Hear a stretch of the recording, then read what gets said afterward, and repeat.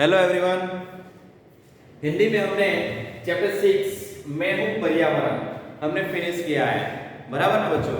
तो आज हम ये जो लेसन है ना उसकी एक्सरसाइज करेंगे। सबसे पहले जो एक्सरसाइज है वो एमसीक्यू।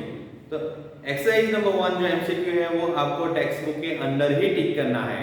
ओके, चलो देखते हैं। और आप भी अभी मेरे साथ टेक्स्ट बुक में टिक करते जाना, अभी आपका काम खत्म हो जाएगा। ओके, ये जो शब्दार्थ और मुहावरे ये जो दोनों है ना वो आपने लिख दिए होंगे, बराबर ना। शब्दार्थ और मुहावरे आपके कंप्लीट है। अगर किसी के लिखने बाकी है, बराबर, तो आप लिख देना बच्चों, क्योंकि हम लोग नोट चेक करने के लिए एक दिन बुलाने वाले हैं। तो उस दिन आपकी नोटबुक और टेक्स्ट बुक कंप्लीट होनी चाहिए, है ना। तो आगे बढ़ते हैं हम एमसीक्यू के ऊपर। देखो नंबर 1 है कि सही विकल्प पर राइट का निशान लगाइए। नंबर 1, पर्यावरण कहां लेटा करा रहा था। ओके, तो हमने लेसन बहुत ध्यान से पढ़ा था कि भाई जो पर्यावरण है वो बगीचे में लेटा हुआ करा रहा है। ओके, तो ये जो सेकंड नंबर जो बॉक्स है वहां पे आपको टिक करना है और यहाँ पे आपको सर्कल भी करना है। ओके, चलो। किसने पूछा भैया तुम कौन हो, किसने सताया है तुम्हें? तो हमें पता ही है कि सबसे पहले पूछना जो शुरुआत की है वो अतुल ने की है। ओके, तो यहाँ पे अतुल के बाजू में जो बॉक्स है वहां पे हम टिक करके अतुल के ऊपर हम सर्कल बनाएंगे। धरती पर सूखा पड़ने से क्या क्या होगा? तो पेड़ पौधे तथा फसलें नष्ट हो जाएंगी, ये तो होना ही वाला है। सब जीव जंतु प्यास से तड़प तड़प कर मर जाएंगे, वो भी होगा। तीसरा ऑप्शन क्या है कि सही विकल्प, सभी जो विकल्प हमें दिए हैं, सारे ऑप्शन दिए हैं, वो सारे ऑप्शन सही हैं। बच्चों एमसीक्यू में आप लोग क्या गलती करते हो वो मैं बताता हूँ। सारे बच्चे नहीं, लेकिन कोई कोई बच्चे ऐसी गलती करते हैं कि सारे ऑप्शन पढ़ते नहीं है पहले। अगर एक ऑप्शन में आंसर आपको मिल गया तो आपने क्या किया, फटाफट से टिक करके आगे बढ़ गए नेक्स्ट क्वेश्चन के ऊपर। लेकिन बच्चों ऐसा नहीं करना है। पहले सारे जितने भी ऑप्शन दिए ना वो सारे ऑप्शन आपको देखना है, पढ़ना है, समझना है, उसके बाद आपको टिक करना है, बराबर। क्योंकि यही जो थर्ड नंबर का एमसीक्यू है ना, तो उसमें आंसर क्या आएगा कि भाई सही विकल्प, सभी विकल्प सही है। ओके, तो यहाँ के सामने जो हमें बॉक्स दिया है उसके ऊपर हमें राइट करना है। तो बच्चों सारे विकल्प हमें पहले पढ़ना है और उसके बाद हमें टिक करना है। चलो, तो यह जो है वो पेज नंबर 45 के ऊपर है और आपने यह तीनों एमसीक्यू के आंसर टिक कर दिए होंगे।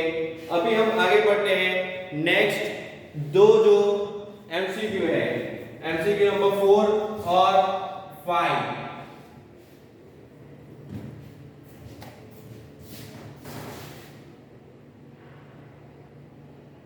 देखो नंबर 4, मनुष्य वृक्षों की अंधाधुंध कटाई क्यों कर रहा है? नंबर 1 जो है अपनी आवश्यकता को पूरी करने के लिए, बराबर ना, इसके लिए ही तो वो पेड़ को काट रहा है। तो वही हमारा जो आंसर है, तो आपको सर्कल भी करना है और यहाँ पे टिक भी करना है। नंबर 4, कबूतर प्रजाति का डोडो पक्षी किस वृक्ष के साबुत बीज खाता था? तो मैंने आपको अंडरलाइन भी करवाया था, बोला था कि भाई ये बहुत ही जरूरी है, इंपोर्टेंट है एग्जाम के लिए, तो आपको याद रखना है। कैलेवेरिया के, तो यहाँ पे आपको सर्कल भी करना है। ओके, तो ये था एक्सरसाइज नंबर 1 एमसीक्यू। तो वो आपको टेक्स्ट बुक के अंदर ही करना है और अभी मेरे साथ ही करते जाइएगा तो आपका वर्क कंप्लीट हो जाएगा। अभी जो है वो एक्सरसाइज नंबर 2 है और वो आपको नोटबुक के अंदर लिखना है। आपको हर बार की तरह पता ही है कि जो क्वेश्चन आंसर है वो हम नोटबुक में ही लिखते हैं, बराबर। तो एक्सरसाइज नंबर ये जो 2 है वो आपको नोटबुक के अंदर लिखना है। फिर एक्सरसाइज नंबर 3, तो ये भी आपको खुद से फाइंड करना है, आपको बहुत मजा आएगा नोटबुक में, बराबर। किसने किससे कहा है? अभी देखते हैं बच्चों आगे की एक्सरसाइज। तो एक्सरसाइज नंबर जो 3 है ना वो बहुत ही कौन बनेगा करोड़पति, बराबर है, कि आपको इसमें बहुत मजा आएगा। किसने किससे कहा और क्यों कहा? क्यों की हमें जरूरत नहीं है, लेकिन किसने किससे कहा वो आपको फाइंड करना है खुद से, बराबर बच्चों, मैं जब पढ़ता था ना तो ये एक्सरसाइज में मेरे को बहुत मजा आता था। क्यों, वो भी मैं आपको बताता हूँ। क्योंकि ये जो है फर्स्ट सेंटेंस में आपको जस्ट एग्जांपल देता हूँ, क्या हम तुम्हारी कुछ मदद कर सकते हैं। यह सेंटेंस किसने बोला है, किसको बोला है बाबा, ये आपको खुद से फाइंड करना, आपको बहुत मजा आएगा। क्यों, क्योंकि अगर आप इसको फाइंड करोगे ना तो पूरा लेसन आप बराबर ध्यान से पढ़ोगे कि भाई ये लाइन कहाँ पे है, ये लाइन कहाँ पे है, ये जो सेकंड लाइन भी है वो कहाँ पे है, ये थर्ड लाइन कहाँ पे है, तो वो ध्यान से आप पूरा लेसन रीड करोगे तो उससे क्या होगा कि पूरा लेसन फिर से आपके दिमाग में बैठ जाएगा, है ना। इसके लिए मैंने यह जो एक्सरसाइज है वो आपको होमवर्क में दी है और खुद से करना है आपको। एक्सरसाइज नंबर जो 4 है तो ये भी क्वेश्चन आंसर है और इसका भी फोटो मैं ग्रुप में रख दूंगा। मटेरियल में तो है ही, लेकिन मैंने आपके लिए वो टाइप करके भी बनाया, फोटो मैं आपके लिए ग्रुप में रख दूंगा, तो उसमें से आपको लिखना है। आगे बढ़ते हैं। एक्सरसाइज नंबर 5 और 6 हमें लिखना नहीं है। देखो 8 और 9, एक्सरसाइज नंबर 8 जो है वो वाक्यांशों के लिए एक शब्द लिखना है, यानी कि समझो गुजराती में आता है शब्द समूह माटे एक शब्द, उस टाइप का ही है कि हमें 2-3 शब्द दिए हैं लेकिन उसका सिर्फ एक छोटा सा आंसर हमें बनाना है, बराबर है। तो ये भी मैंने आपके लिए टाइप करके रखा है विलोम शब्द।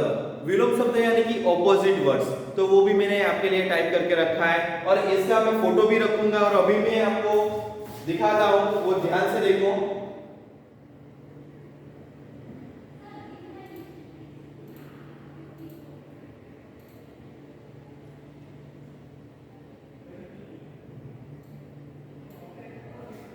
देखो ये मैं फोटो तो रखने ही वाला हूं लेकिन मैं आपको दिखा रहा हूं, आपके दिमाग में बैठ जाएगा कि जो छोटा भाई हो, हमें क्वेश्चन दिया है कि जो छोटा भाई हो उसे क्या कहते हैं, तो उसको अनुज कहते हैं। क्या कहते हैं, अनुज। ओके, तो उसी प्रकार से टोटल यहाँ पे 6 ऐसे सेंटेंस दिए छोटे से, उसका आंसर भी हमें छोटा सा बनाना है। दूसरा है पढ़ने वाला, तो भाई पढ़ने वाला जो है उसको क्या कहते हैं, तो उसके लिए भी आंसर मैंने लिखा है पाठक को। अभी को के ऊपर डॉट होना चाहिए, अगर को के ऊपर डॉट नहीं हुआ तो भी आपका आधा मार्क कट हो जाएगा, है ना बच्चों। अगर यह क्वेश्चन जो आधे मार्क में ही आया और आपने ऊपर डॉट नहीं रखा तो आपको 0 मार्क मिलेगा। इसके लिए हम सारे टीचर आपको बहुत बार लगा के बोलते हैं, बहुत बार समझाते हैं कि भाई ध्यान से पढ़ो, लिख के प्रैक्टिस कीजिए, है ना। जब आप पढ़ रहे हो तो उस टाइम पे आपका पूरा ध्यान पढ़ने में होना चाहिए। तो कहाँ पे डॉट रखना है, कहाँ पे फुल स्टॉप रखना है, कहाँ पे कॉमा रखना है, कहाँ पे क्वेश्चन मार्क आएगा, ये भी बहुत ही जरूरी है लैंग्वेज सब्जेक्ट में, है ना। रचना करने वाला, तो रचनाकार। तो वैसे सारे 6 जो हमें क्वेश्चन दिए उसके आंसर मैंने आपके लिए बनाए हैं। आगे की जो एक्सरसाइज है वो विलोम शब्द है, ऑपोजिट वर्ड्स, तो वो भी मैंने आपके लिए बनाई है। ये सारे फोटोग्राफ्स मैं ग्रुप में रख दूंगा, मटेरियल में तो है ही, बराबर, लेकिन आपको विदाउट स्पेलिंग मिस्टेक लिखना है, वो बहुत ही जरूरी है, वो आप याद रखना है। ओके बच्चों, तो अभी हम मिलते हैं नेक्स्ट वीडियो में। Tata bye bye, see you.